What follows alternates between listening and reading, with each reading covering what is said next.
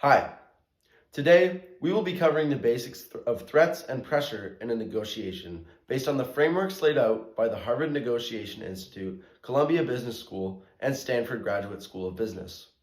Before we start, we believe that it is important to define what a threat is. Broadly speaking, a threat is a proposition that issues demands and warns of non-compliance. We will be basing these examples off of a situation in which the buyer, a Maple Leafs fan, is attempting to buy tickets at a game from a scalper the night of. Due to the late timing of the transaction, the seller is the only one who is still around selling tickets, and the buyer is the only one around to buy them. To begin, let's start with an example of making threats and pressure in a negotiation gone wrong. Hi, I'm looking to buy 2 Red Zone tickets to see the Maple Leafs play the Penguins tonight. Do you have any left? Great.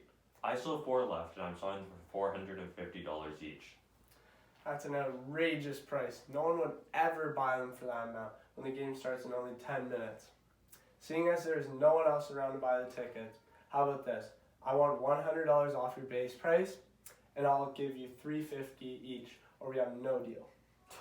Are you kidding? I bought these tickets for $400 each and there's no way I'm going to lose $50 on each one selling them to you. Why would you have ever thought it was a good idea to wait till the last minute to buy these tickets?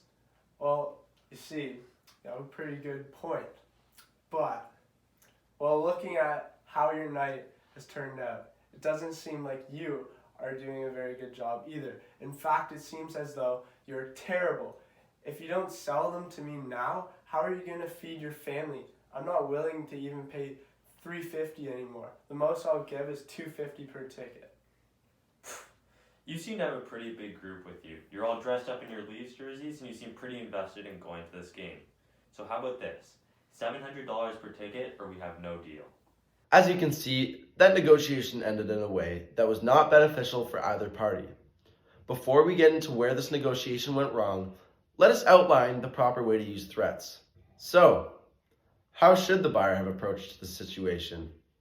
Well, he should have followed the WISE, or WISE framework. First, when making a threat, it is necessary to have a willingness to go through with the proposition and to ensure that the proposition is reasonable enough for the other party to comply.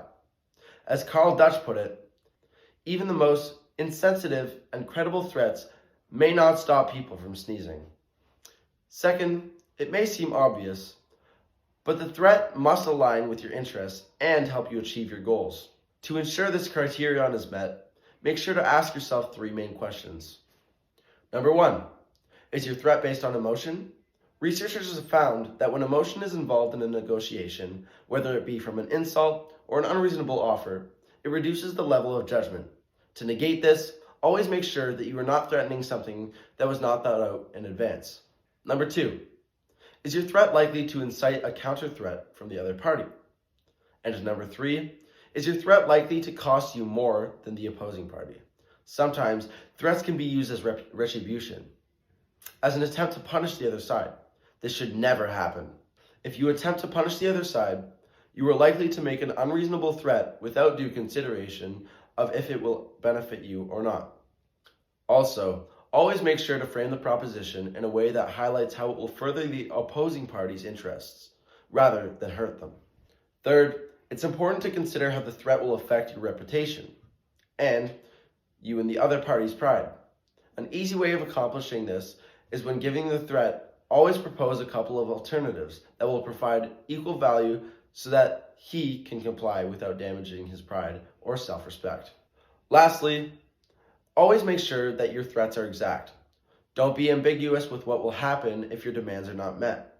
And always make sure that there is a clear route for the opposing party if they would like to negate that threat.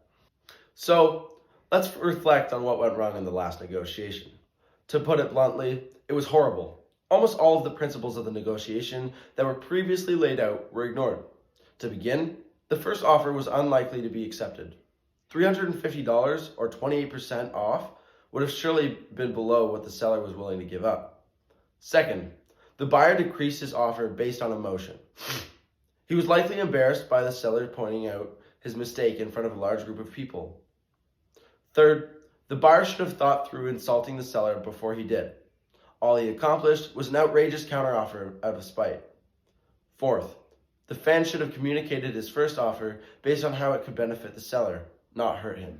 Now, let's see what happens if our buyer had known these points going into the negotiation.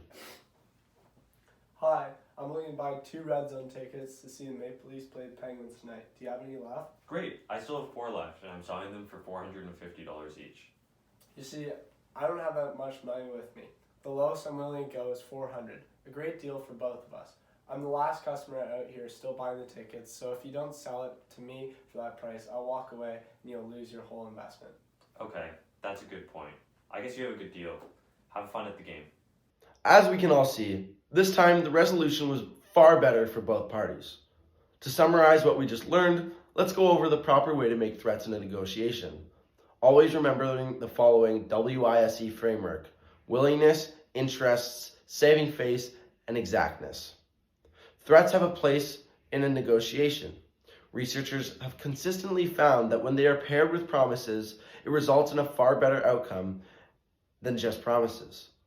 While promises may incite exploitation, threats motivate cooperation. Thank you.